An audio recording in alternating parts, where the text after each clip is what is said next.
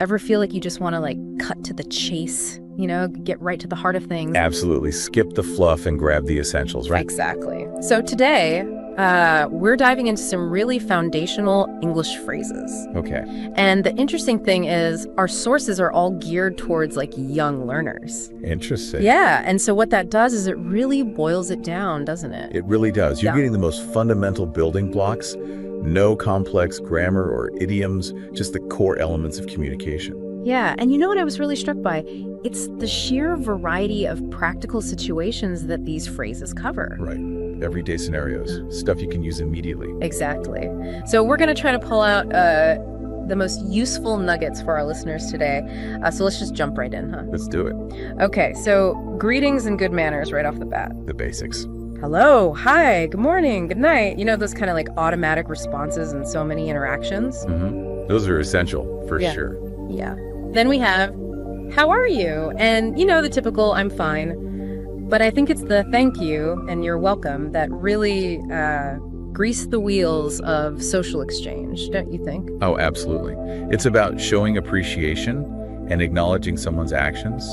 It's polite, and it makes interactions smoother. Yeah, for sure. And when you add in please, sorry, and excuse me, you're really conveying a lot of respect and consideration, even with just these like short little phrases. Totally. They have a huge impact on how your message comes across. Yeah. And of course you have those essential closings. Bye-bye. See ya. Nice to meet you. Right. Those are important for ending a conversation politely and signaling that you're moving on. So next up, we've got phrases for being at home. The source really focuses on simple identifiers like, this is my house, this is my room. It's all about connecting language to the immediate surroundings. Yeah. Making it tangible. Exactly. And then it moves into everyday actions. I sleep here, I eat here, I play here. It's building a core vocabulary around daily routines. Right. And we have things like open the door, close the door, turn on the light, turn off the light. Practical and immediately useful. These are things you do all the time. Yeah. And it even covers those little interactions like, I help mama, I help papa, time to eat, time to sleep, clean up, please. That's great because those phrases introduce basic communication within a family. Yeah. Okay, so then we move on to the classroom or, really any kind of learning scenario. Yes. Adapting to different contexts. Right. For example, this is my teacher could become this is my instructor or, this is the person who's teaching me. And this is my friend could be this is someone I'm learning with. Right. So you can see how these phrases can apply beyond just the traditional classroom setting. Exactly. And the actions are still key. I sit down, I stand up, I read a book, which you could also say, I'm reading, or I write my name, or I'm practicing writing my name. Exactly. And what's fascinating here is how the phrases cover fundamental actions and interactions you find in any learning environment, really. Mm-hmm. Right. Raise your hand. I listen. Be quiet. All about participation and focus. Yeah. Right. And then you've got the positive reinforcement. Let's learn. I enjoy learning. Good job. Yeah, that positive encouragement is so important. Oh, for sure. And then you round it out with let's share and I need help. Mm-hmm. Which highlights collaboration and seeking assistance. Those are essential skills for any learner. Absolutely. Okay, so now on to colors and numbers. Okay. So this is like pure foundational stuff. Red, blue, green, yellow, orange, pink, black, white, and then numbers 1 through 10. These are like the ABCs of describing things, aren't they? They really are. It's basic identification and quantities. Imagine trying to explain anything without being able to use colors or numbers. It'd be impossible. They're absolutely essential. Okay, so then comes the fun stuff. Fun and play. Or as we might say, let's engage. Love that. I run fast, I jump high, catch the ball, throw the ball, kick it. All those action verbs tied to enjoyment. It's about movement and having fun. Exactly. And then it gets into basic possession. My toy, your toy, leading to we share. I see.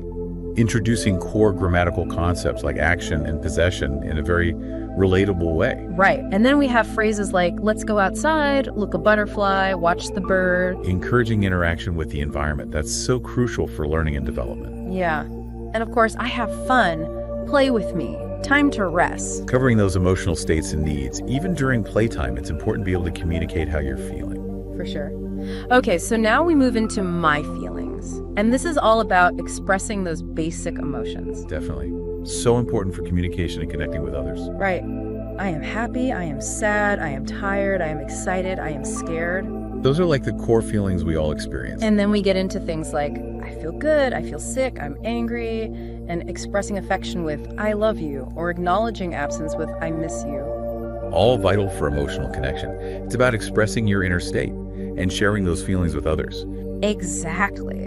And then there are the comforting phrases, don't cry, it's okay, let's hug, big smile. Those are key for showing empathy and offering support. It's about providing comfort and reassurance. Yeah, for sure.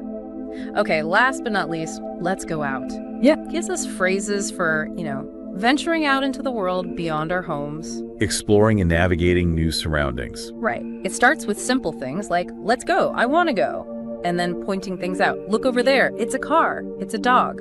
Simple observations that help build vocabulary and understanding of the world. Yeah, and then you get some basic weather descriptions. It's sunny, it's raining. So you're starting to incorporate those environmental factors into your language. And then we have phrases for giving directions or talking about safety. Let's go to the park, I want to ride, let's walk, along with be careful and hold my hand. So you're covering a lot of ground here, from expressing desires to navigating safely in different environments. Exactly. So you can see, even though these phrases might seem pretty simple on the surface, they actually create a really powerful foundation for anyone starting out with English, or, maybe just wanting to brush up on those core elements. Absolutely.